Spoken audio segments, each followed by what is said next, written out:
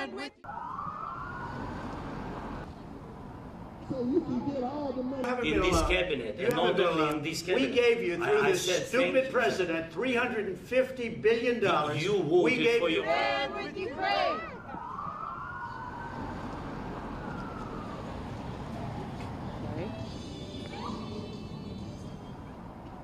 So you can get all the money you can get. Stand with Ukraine. Stand with Ukraine. Stand with.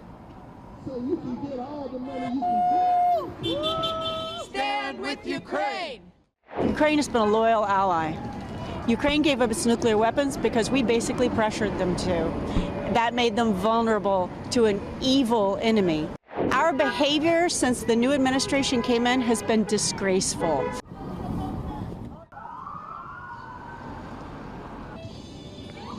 Actually, I agree with Trump because Ukrainians like to come and bully people. He got just what he deserved in that Oval Office yesterday. That's my opinion. So you can get all the money you can Stand with Ukraine. Ukraine wants peace more than anyone else. That's the key message. We lost so many people and we don't want to lose more. Why can't Ukraine hold an election? And I don't know their constitution. I don't know what process they go through, but they still could have had an election. My name is Elizabeth Killebrew, and I'm out here because Ukraine has been a loyal ally. Ukraine gave up its nuclear weapons because we basically pressured them to.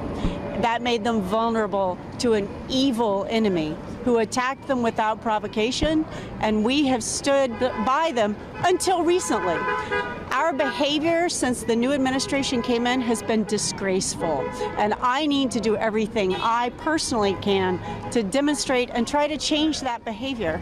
So I'm out here, and I think that's the reason why other people are out here and are honking as well, because as of Friday, with the interview with Zelenskyy, I've never been so embarrassed to be an American in my life. So if I can do anything to change that and show that the character of the American people hasn't changed at all, I'll do it. Actually, I agree with Trump because Ukrainians like to come and bully people. And we've been bullied too much by them. You know, they use fear of Putin to try to get us to be sympathetic to them, but look at all these able bodies out here protesting. How come they not over in Ukraine? You know, we got Americans that are losing their benefits, losing jobs, but we're paying pensions in Ukraine. We're paying Social Security in Ukraine. Ukrainians in America are living better than Americans. And you want me to stand with them when they are homeless veterans that can't get no help? No, he got just what he deserved in that Oval Office yesterday. That's my opinion, you know? How do you see this whole thing playing out in the days ahead? Do you think Trump could broker peace between the two countries? I don't think they want peace because over $100 billion is missing. I don't think they want peace. They want more money. They don't want peace. They want money. And that's the whole bottom line. They just want money. They're not looking for peace because they're mismanaging the money, and they'll end up kicking America in their ass after they done got our money. You watch. I'm here today in this action with our Ukrainian and American friends. Thank you so much for your support.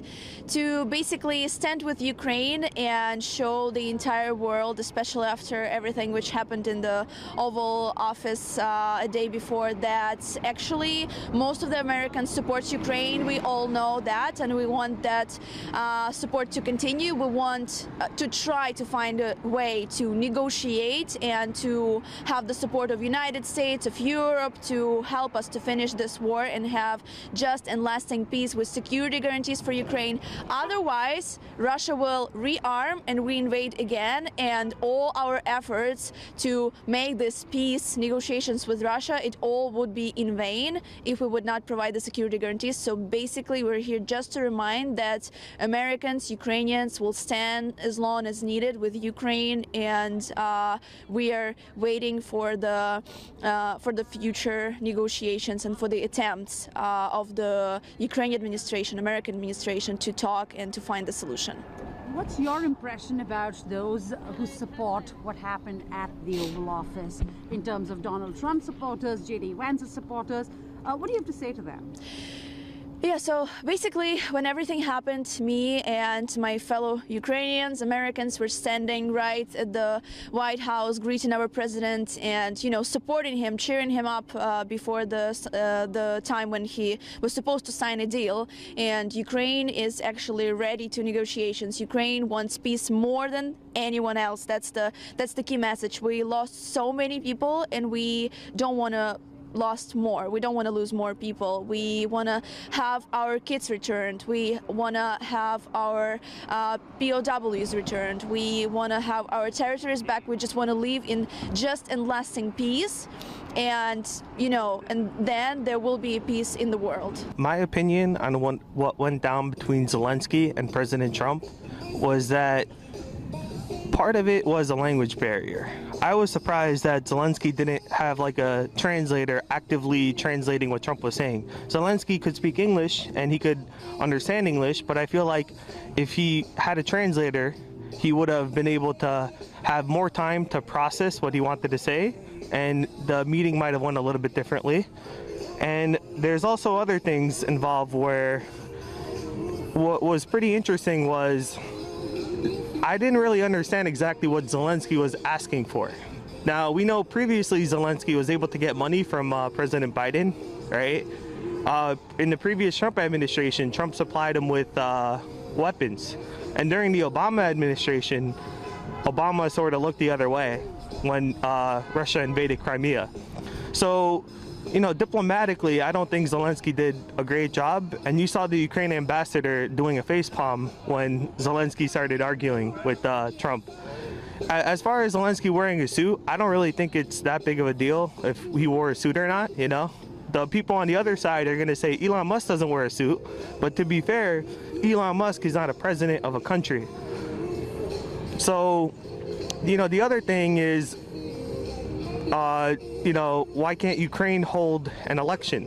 And I don't know their constitution. I don't know what process they go through, but they still could have had an election from my understanding.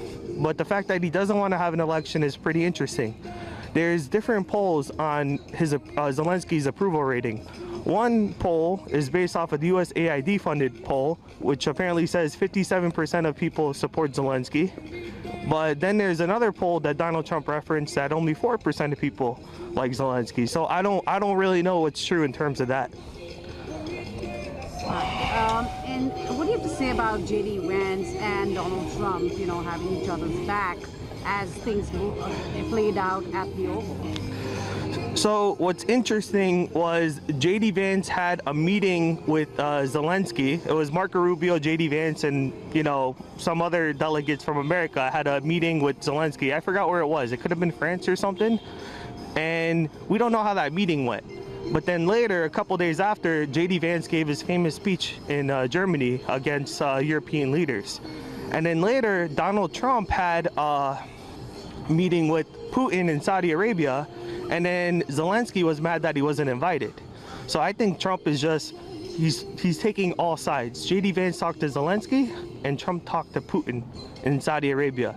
And then we were able to we don't know exactly what happened because a lot of it was behind closed doors, but it probably didn't go in Zelensky's favor based off of how that meeting went.